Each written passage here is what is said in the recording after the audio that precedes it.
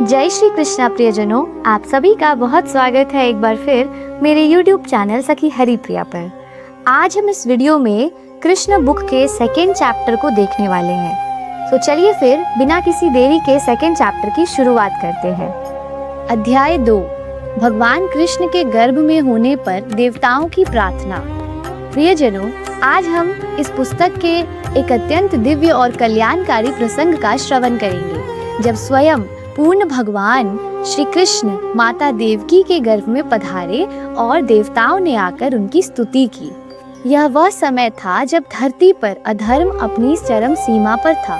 राजा कंस ने न केवल यदु, भोज और अंधक वंश के राजाओं पर कब्जा कर लिया था, बल्कि उसने प्रलंब, बका, चाणूर, अघासुर, पूतना और केशी जैसे भयंकर राक्षसों के साथ गठबंधन कर लिया था।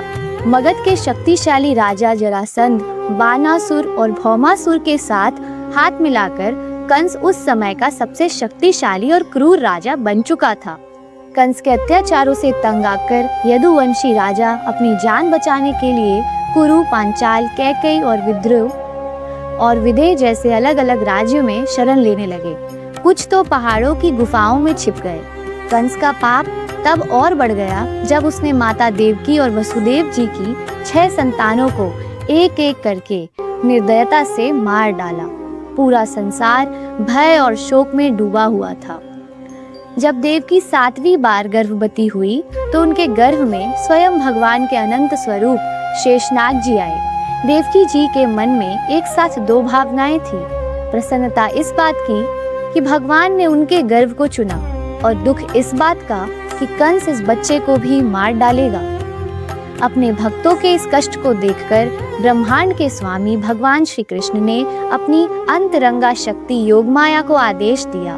वेदों में कहा गया है, परस्य शक्ति वीर्वी विधैवा श्रूयते। भगवान की अनेक शक्तियां हैं जिसमें योगमाया सर्वोपरि है। भगवान ने योगमाया से कहा, हे देवी, इस समय मेरा अंश शेष देवकी के गर्भ में है।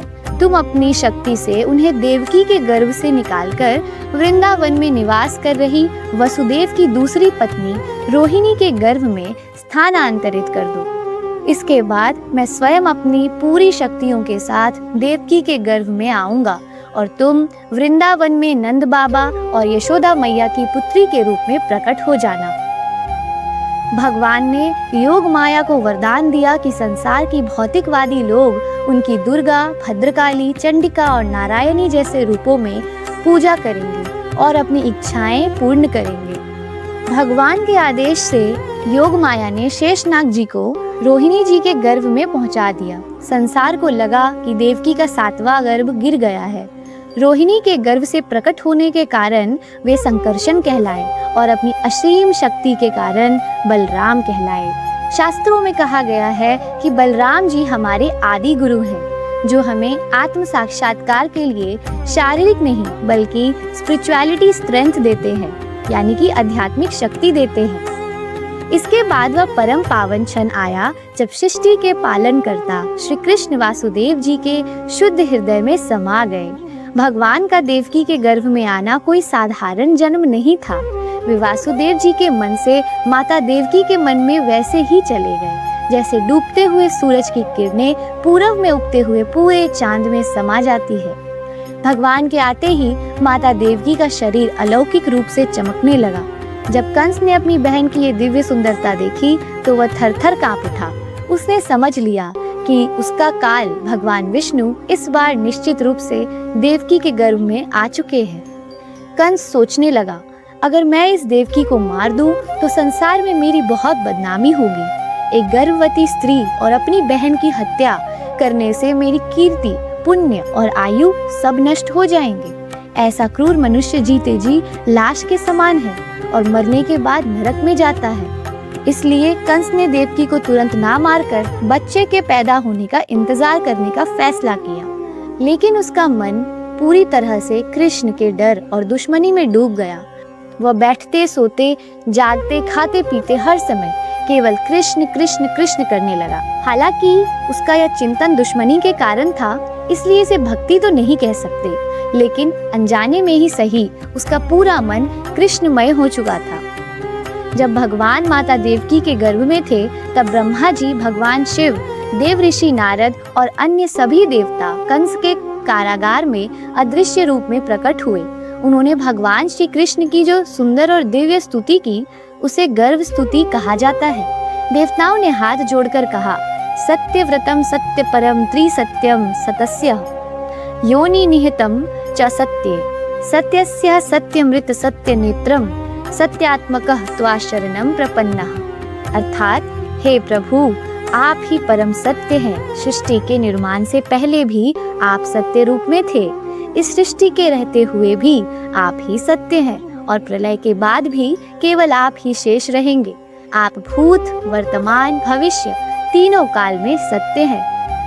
देवताओं ने इस भौतिक संसार की तुलना एक विशाल पेड़ से की जिसकी जड़ें प्रकृति के 3 गुण हैं, यानी सत्व, रज और तम। इस पेड़ पर 2 पक्षी रहते हैं, एक जीव जो सुख दुख में फल खाता है और दूसरा स्वयं परमात्मा जो केवल साक्षी रूप में सब देखते हैं। देवताओं ने कहा कि कम बुद्धिमान लोग इस संसार के अलग अलग कारण ढूंढते हैं, लेकिन ज्ञानी जानते हैं कि आप ही सर्व कारण कारणम, यानी सभी कारणों के परम कारण हैं। देवताओं ने आगे प्रार्थना की, हे कमल नेत्र प्रभु, जो लोग आपके चरण कमलों का आश्रय लेते हैं उनके लिए यह संसार का विशाल और भयानक सागर एक बछड़े के खुर के गड्ढे में भरे पानी जितना छोटा हो जाता है।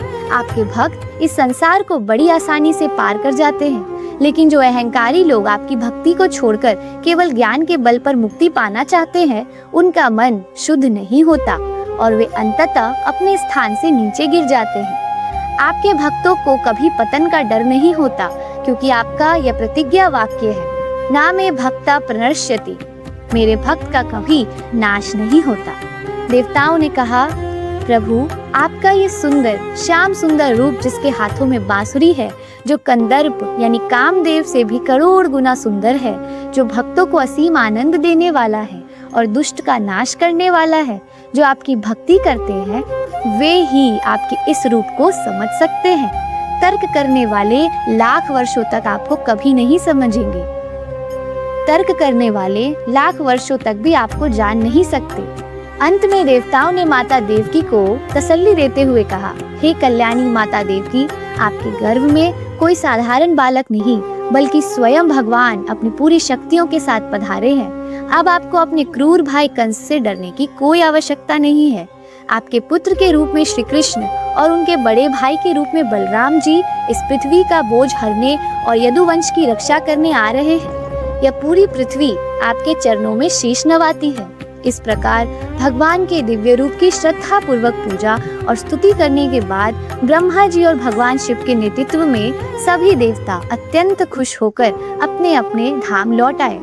इस दिव्य प्रसंग को सुनने और याद करने का महत्व ये है कि जब भी हमारे जीवन में कंस रूपी अंधकार, परेशानियां या नकारात्मक विचार बढ़ने लगे तो हमें अपने हृदय को माता देवकी के गर्भ की तरह शुद्ध बना लेना चाहिए। जब हम अपने हृदय में भगवान के नाम, रूप और लीलाओं को धारण करते हैं तो स्वयं भगवान हमारे भीतर प्रकट होकर हमारे सभी दुखों का अंत कर देते हैं।